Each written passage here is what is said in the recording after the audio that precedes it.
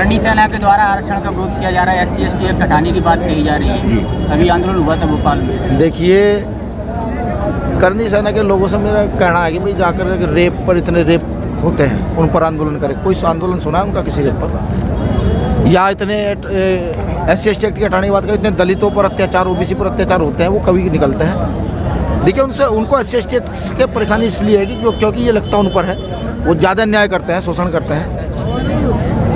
उनके करने ना करने से कुछ नहीं होता, उनको ये समझना चाहिए ये देश है, लोकतंत्र का देश है, कॉन्स्टिट्यूशन में प्रावधान है और ये उनके बाप दादाओं का देश नहीं है, ये हमारे बाप दादाओं का देश है और हमने इस देश के लिए बहुत कुछ खोया। ठीक, वो आंदोलन करें, कुछ भी करें, ठीक है, वो आंदोलन करने उनका अधिकार है, कॉन्स्टिट्यूशन में राइट है, लेकिन ज़्यादा कपड़ों से बाहर निकलने का भी प्रयास ना करें। 2000 आज आपकी जो सामाजिक यात्रा के तहत ये प्रोग्राम हुआ है, इसे किस प्रकार से देखते हैं? सामाजिक न्याय यात्रा जी। मध्य प्रदेश को ज़्यादा आवश्यकता है। इतने अन्याय अत्याचार यहाँ हो रहे हैं, जब देखो फालतू की चीज़ों पर लड़ाई, आरक्षण पर लड़ाई जो कॉन्स्टिट्यूशन में है। सरकार निरंकुश हो गई है, उसे ये समझाने के लिए कि निरंकुश ना हो, देश में लोकतंत्र है। सामाजिक न्याय यात्रा का पूरे मध्य प्रदेश में आयोजन किया गया है और आपके चैनल के माध्यम से मैं उनको भी बधाई दे दूं जो साथी इस यात्रा को बहुत मजबूती से चला रहे हैं। हमारी प्रदेश कमेटी, जिला कमेटी, विधानसभा कमेटी, संभाग कमेटी के लोग और ख़ासतौर से मध्य प्रदेश की जनता जो अपने दम पर इस यात्रा को लगातार आगे बढ़ा रही है।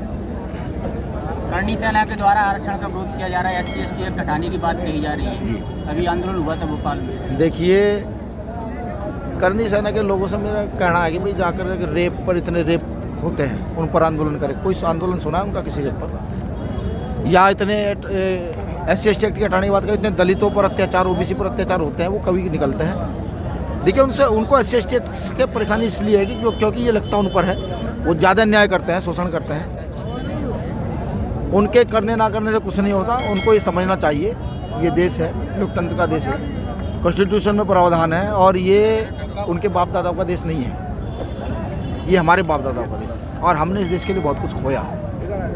ठीक, वो आंदोलन करें, कुछ भी करें, ठीक है, वो आंदोलन करने उनका अधिकार है, कॉन्स्टिट्यूशन में राइट है, लेकिन ज़्यादा कपड़ों से बाहर निकलने का भी प्रयास ना करें।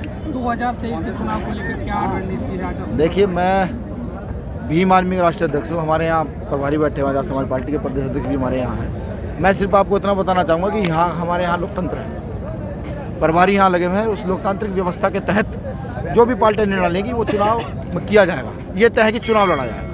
मध्य प्रदेश के कार्यकर्ता जो भीम आर्मी के हैं, आजाद समाज पार्टी के, उनको क्या कहना चाहोगे आप? मैं सिर्फ उनको एक ही बात कहना चाहूँगा, देखिए, अनुशासन सीख लीजिए,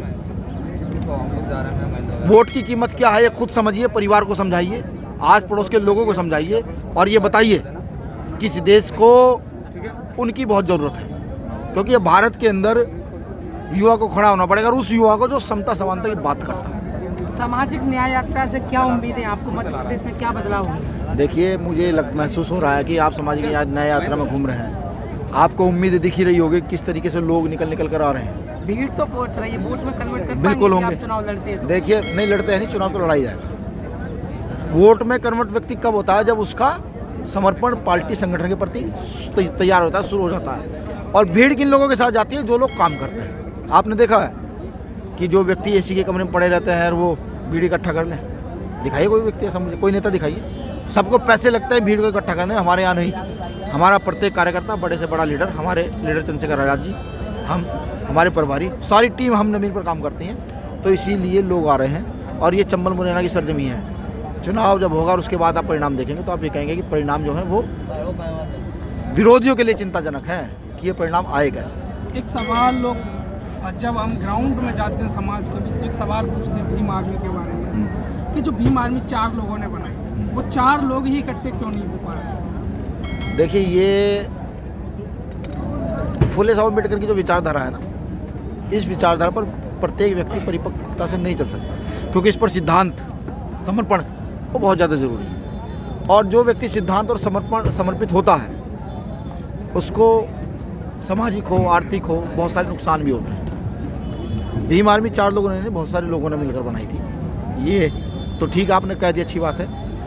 और आपने सवाल कर लिया, मैं तो उनसे भी कहता हूँ भाई भीम आर्मी के बाहें खुली हुई हैं, इसमें हर व्यक्ति आए, आकर काम करे, किसने मना किया है? मैं तो आपके चैनल के माध्यम से मध्य प्रदेश के साथ साथ पूरे देश के मर्डर संगठनों से निवेदन करता हूँ कि अगर आपको ये लगता है कि भीम आर्मी से मजबूत इस देश में अन्याय के खिलाफ कोई आवाज़ उठा रहा है तो आप बताइए, उनका काम दिखाइए, भीम आर्मी को हम विलय करेंगे।